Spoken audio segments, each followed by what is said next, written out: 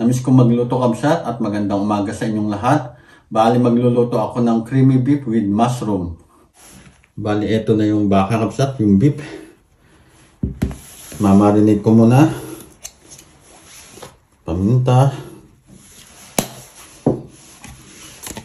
Soy sauce.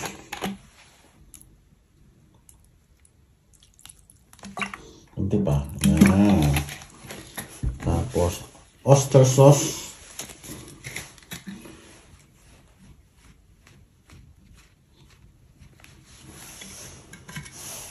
Tapos brown sugar. Ayan. At palamasin ko muna yung kasat. Gamit ako ng plastic gloves. Ayan. Bali 1 kilo to.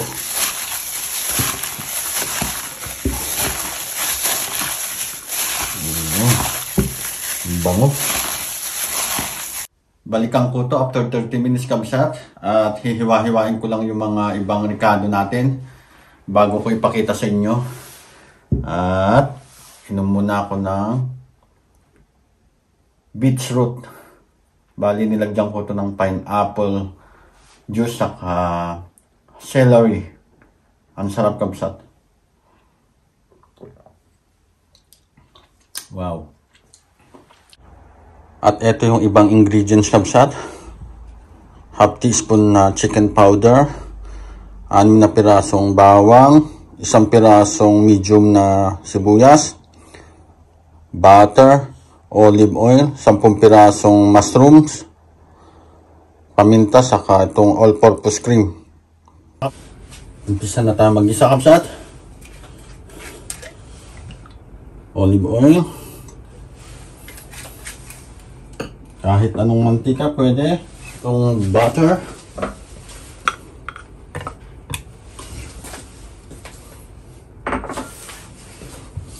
Ayan.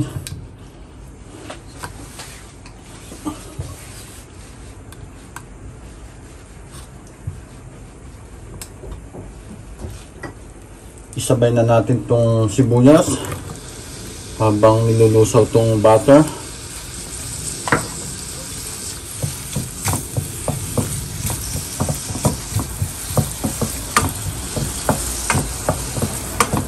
Bango.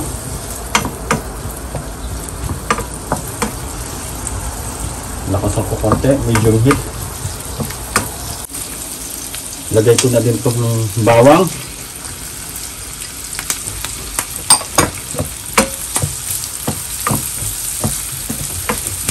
Bango talaga. 1 minute na kabsat. Ganda na ng bawang. Lagay na natin itong na-marinate na beef o baka.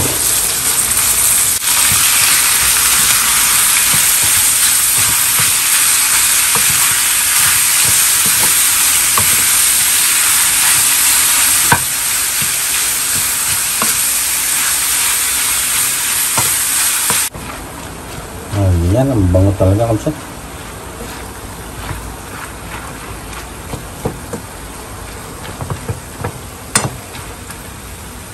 Iwan ko muna ng ganito kabsat para magisasan ng mabuti.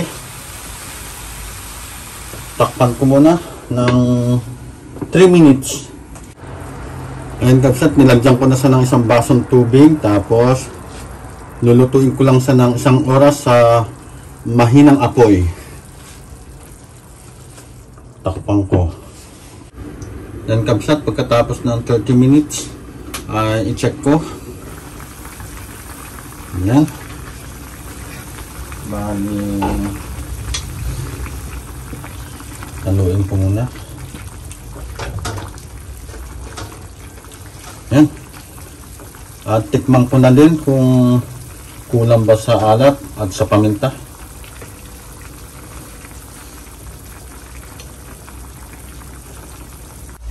Ito kabsat, tikman ko. Wow, ang sarap. Tamang-tama lang yung alat. Pero mamaya kabsat, dadagdagan ko ng paminta. pag malapit ng maluto. 45 minutes na kabsat. I-check ko. Wow, yan. Tapos lagay ko na itong mushroom.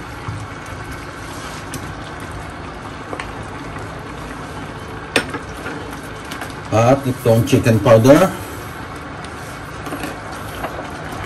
Haluin natin. Paminta kabsat. Dagdagan ko. Yan. Lutuin ko lang to ng 5 minutes para maluto itong mushroom kabsat. At okay na. Takpan ulit.